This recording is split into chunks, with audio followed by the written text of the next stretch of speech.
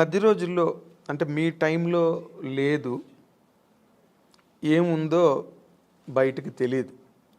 But ఈ రోజుల్లో ఈ కాస్టింగ్ కోచ్ అని మీరు ఒక సీనియర్ యాక్ట్రెస్గా, ఒక సక్సెస్ఫుల్ హీరోయిన్గా, ఒక డిగ్నిటీ అవన్నీ నిలబెట్టుకుని ఇన్నాళ్ళు ఇండస్ట్రీలో కంటిన్యూ అయిన ఒక స్టార్గా ఈ ఈ డెవలప్మెంట్స్ చూస్తున్నప్పుడు మీకు ఏమనిపిస్తుందండి?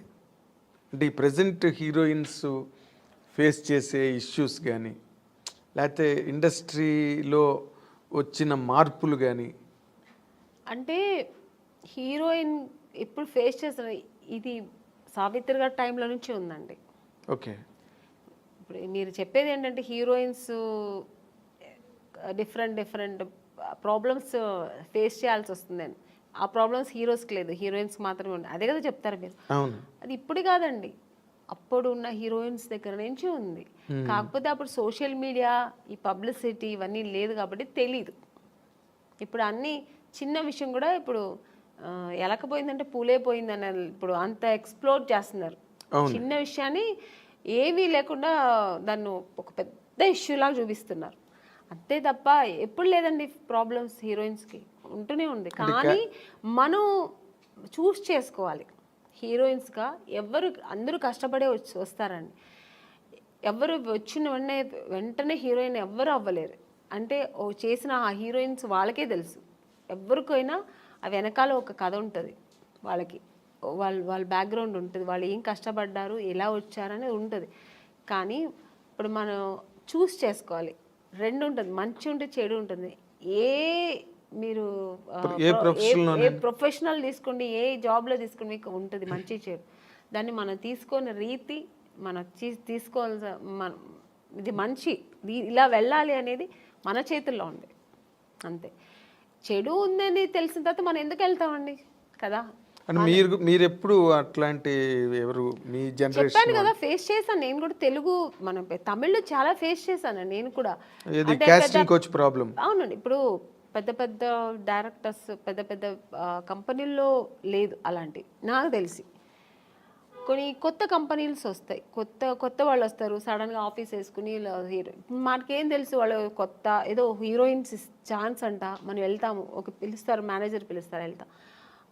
ఓకే అండి, 2 పీసెస్ వేయాలండి, మీకు ఇక్కడ స్ట్రెచ్ మార్క్ లా ఉంటుంది కదా, అలా ఏమైనా ఉందంటే, నాకెళ్ళి ఎందుకు ఉంటుందండి స్ట్రెచ్ మార్క్, నాకు లేదండి అంటే, లేదు ఒకసారి చూపిస్తే బాగుంటుంది. ఎలా చూపిస్తారండి? పక్కన ఇప్పుడు ఒక మదరు, మా బ్రదరు ఉంటారు, వాళ్ళ ముందు ఇది చూపించండి, ఎలా ఇలాంటివి జరుగుతాయండి. అది ఎలా చూపిస్తారు? అది వాళ్ళు అర్థం కావాలని చేస్తారా, లేదు పర్టికులర్గా దీనికోసమే ఆఫీస్ వేసుకుని కూర్చుంటారా, మనకు తెలియదు. అప్పుడు అర్థమైపోతుంది వీళ్ళు సినిమా తీస్తారా లేదు దీనికోసం వచ్చారా. మనకు ఎక్స్పీరియన్స్ కదా. ఇప్పుడు ఒక 4-5 కంపెనీ వెళ్తే ఇప్పుడు అక్కడ ఎలా జరిగింది. ఇప్పుడు ఒక పెద్ద కంపెనీకి వెళ్తే వాళ్ళు ఏం అడుగుతారు, కొంచెం డ్యాన్స్ చేసి చూపించమ్మా, ఒక యాక్టింగ్ చూపించు, ఎమోషనల్గా చేయి, ఇప్పుడు ఒక హీరోయిన్తో మాట్లాడాలి, ఈ డైలాగ్ ఇస్తారు, ఇది ఎలా మాట్లాడతాం, ఇలా అడుగుతారు. అది మనకు సినిమాకు సంబంధించింది మాత్రమే వాళ్ళు అడుగుతారు. స్ట్రెచ్ మార్క్ చూడాలి, మీకు ఇక్కడ ఏమైనా బ్లాక్ ఉంటుందా, మొన్న ఒక హీరోయిన్ అలాగొచ్చారు, మేము చూడకుండా వేసుకున్నాము, చూసిన తర్వాత స్పాట్లో చూసాము, మీరు కొంచెం బట్టలు ఇప్పి చూపించండి. ఇలాంటివి కొన్ని కొత్త వాళ్ళు ఉంటారండి. ఇలాంటి వేషాలకు వాళ్ళు దీనికోసం వస్తారా లేదు సినిమా తీయడం తెలిసిపోతుంది మనకు. అప్పుడు అర్థమవుతుంది. అప్పుడు లేదు సార్, ఐఎమ్ సారీ, నేను అలా అంతా చేయలేను, నాకు స్విమ్మింగ్ నాకు అసలే తెలియదు, నేను అలాంటి క్యారెక్టర్ కూడా నాకు వద్దని చెప్పి లేచి రావడం, అంతే మన పద్ధతి. ఓకే చూపిస్తాను అనేది అది వాళ్ళ ఇష్టం అండి. అది ఎవరిని మేము తప్పు అనట్లేదు, వాళ్ళకి ఇష్టపడి ఓకే నేను దేనికైనా ఓకే నేను చూపిస్తాను అనేది వాళ్ళ మనసు దాన్ని బట్టి ఉంటుంది. నేనైతే మైండ్ సెట్ బట్టి నేనేమంటాను, లేదు సార్ నాకు అది తెలియదని నేనైతే అలా చేయించాను, మీకు అంత ఇది ఉంటే నన్ను హీరోయిన్గా వేసుకోండి, నేను మీకు 2 పీస్ ఐఎమ్ రెడీ, నేను స్విమ్ సూట్ వేసుకుంటా, కానీ ఇక్కడ బట్టలు ఇప్పి చూపించడం అయితే నేను కుదరదని లేచి వచ్చిన ఎన్నో సన్నివేశాలు నాకు జరిగింది. అలాంటి సిచ్యుయేషన్స్ వచ్చాయి అని వచ్చి అడ్వాన్స్ ఇచ్చిన కంపెనీలు ఎన్నో ఉన్నాయండి. నాకు అడ్వాన్స్ తీసుకున్నా, ఇంటికి వచ్చిన తర్వాత next day phone, madam manager అప్పుడు మీకు సెల్ ఫోన్ లేదు కదా, ఏదైనా డైరెక్ట్ లేదంటే ల్యాండ్లైన్ మేనేజర్ వచ్చి మేనేజర్ వచ్చి మాట్లాడు, మేడం ఇలాగా డైరెక్టర్ గారు అక్కడ ఫుల్ ఇది పెట్టుకున్నారు, ఒక స్టోరీ డిస్కషన్ పెట్టుకున్నారు, ఇట్లా ఒక బీచ్ దగ్గర ఇట్లా రమ్మంటున్నారు మిమ్మల్ని, ఫైనాన్షియర్ వస్తున్నారు చూడాలంట.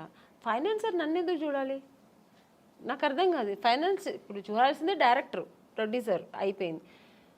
ఇంకా ఎక్కువ అనుకుంటే హీరో చూడాలా, ఓకే హీరో గారు చూడాలి ఎలా ఉంటుంది, నా పక్కనే ఎలా చేస్తుంది హీరోయిన్ ఒక అమ్మాయి ఎలా ఉంటుందో చూడటం, ఇది పద్ధతి. ఫైనాన్సర్ ఎందుకు చూడాలి నన్ను అనవసరంగా, నాకు అర్థం కాదు.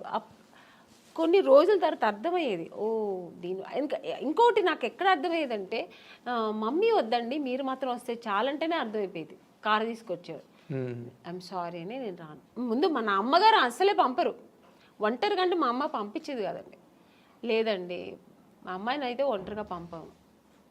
మా అమ్మ ఒక్కటే అన్నదండి, సినిమా హీరోయిన్ అవ్వాలా అనుకున్నావు, నాన్నగారి దగ్గర పర్మిషన్ తీసుకుని వచ్చాము, లేదు అప్పుడు ట్రై చేస్తున్నాం, అప్పుడు ట్రై చేసే టైంలో ఓకే దొరికితే చేద్దాం, లేదంటే ఉంది మనకు బెంగళూరులో మాకు ఇల్లు ఉంది, హ్యాపీగా అక్కడ వెళ్ళి జాబ్ చేసుకో, లేదు చదువుతావు చదువు, పెళ్లి చేస్తానో చేస్తా.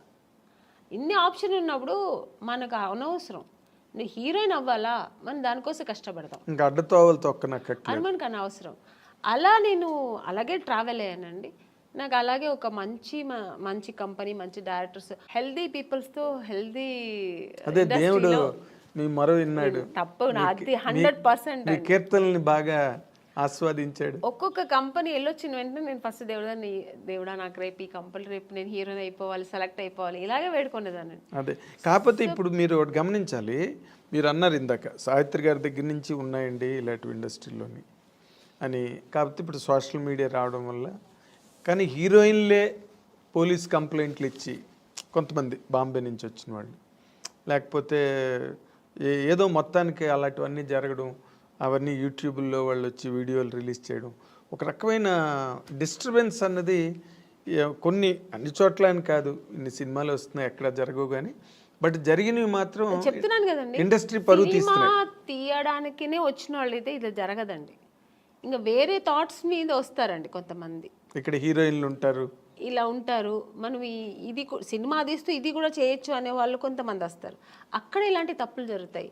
ఓన్లీ సినిమాని నమ్ముకొని సినిమాని లవ్ చేసి ఒక సినిమా మనకు ఇండస్ట్రీలో ఈ ప్యాషన్తో వచ్చేవాళ్ళు, కళాకారులుగా వచ్చేవాళ్ళు ఎప్పుడు ఈ తప్పులు అక్కడ ఈ తప్పులు జరగదండి. వేరే థాట్స్ కూడా ఉంటాయి చూడండి దాంతోపాటు, లేదంటే ఆ థాట్స్ మాత్రమే అనుకొని వస్తారు కదా, అక్కడ ఈ తప్పులు జరుగుతాయి. సో అక్కడ కొంతమందికి ఇలా జరుగుతాయి. అవును. తర్వాత మీటూ అనేది కూడా, అలాగే ఆడవాళ్ళు కూడా అండి, ఏ హీరోయిన్ కూడా మనం ఇలా అయిపోవాలి, చెడుగానే ఉండాలి, చెడు దారి తొక్కాలని ఎవ్వరు రారండి. అందరూ ఒక డ్రీమ్తో వస్తారు. ఏ అమ్మాయి అయినా సరే నేను ఒక హీరోయిన్ అవ్వాలి, ఎవరికి ఆశ అందరికీ సొంతం కదండి. నేను కూడా శ్రీదేవి గారి లాగా కావాలి, నేను కూడా ఒక నగ్మ గారి లాగా కావాలి, నేను కూడా ఒక విజయశాంతి గారు లాగా నేను కూడా ఈ సినిమా ఇండస్ట్రీలో అవ్వాలని అనుకోవడం తప్పలేదు. అందరూ ఆశతోనే వస్తారు కదా. సక్సెస్ అయ్యేది కొంతమంది, సక్సెస్ అవ్వకుండా వెనక్కి తిరిగిపోవడం కొంతమంది. ఆ టైంలో కొంతమంది ఇలా జరిగితే దానికి పాప వాళ్ళు ఏం చేస్తారండి, నమ్మకం, ఒకవేళ మనం హీరోయిన్ అయిపోతామేమో అని ఒక నమ్మకంతో కొన్ని తప్పులు జరిగిపోవచ్చేమో, నాకు తెలీదు మరి.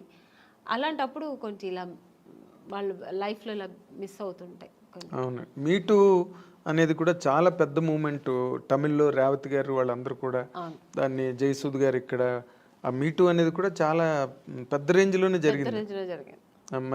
దానిలో మీరు పార్టిసిపేట్ చేశారా? లేదండి, నేను చెప్పాను, నాకు మా ఇంట్లో నా సమస్యలు ఎక్కువ ఉంటాయి, ప్రాబ్లమ్స్.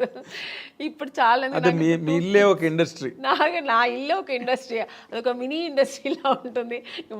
వాళ్ళ ప్రాబ్లమ్స్, పైగా ఇప్పుడు నాకు 2 పిల్లలు, వాళ్ళు చిన్న పిల్లలు, వాళ్ళని చూసుకోవడం, ఫుల్ బిజీ ఉంటానండి. అసలు నేను ఇంటికి వెళ్తే నా ఫోన్ కొంచెం ఫ్రీగా ఉంది మాట్లాడతానంటే ఇక్కడ షూట్లో ఉన్నప్పుడే, ఇక్కడ కొంచెం ఫ్రీగా ఉంటాను. ఇంటికి వెళ్తే 24 అనేది నాకు 26 అవర్స్ అయినా చాలదండి. ఎందుకంటే నా 2 పిల్లలు ఉన్నారు కదా, వాళ్ళు కొంచెం హైపర్ యాక్టివ్ ఎక్కువ. వాళ్ళు నా ఫోన్ వాళ్ళ దగ్గర ఉంటుంది, నా దగ్గర ఉండదు. నేను ఆడుకోవాలి, కొంచెం ఫోన్ ఇయ్యమ్మా, కొంచెం ఫోన్ చేసుకోవాలి, నాకు ఏదైనా మిస్డ్ కాల్ ఉంటుంది, కొంచెం ఇయ్యమ్మా, కొంచెం ఈ నాన్న అని నా పిల్లలతో నేను ఆడుకోవాలి.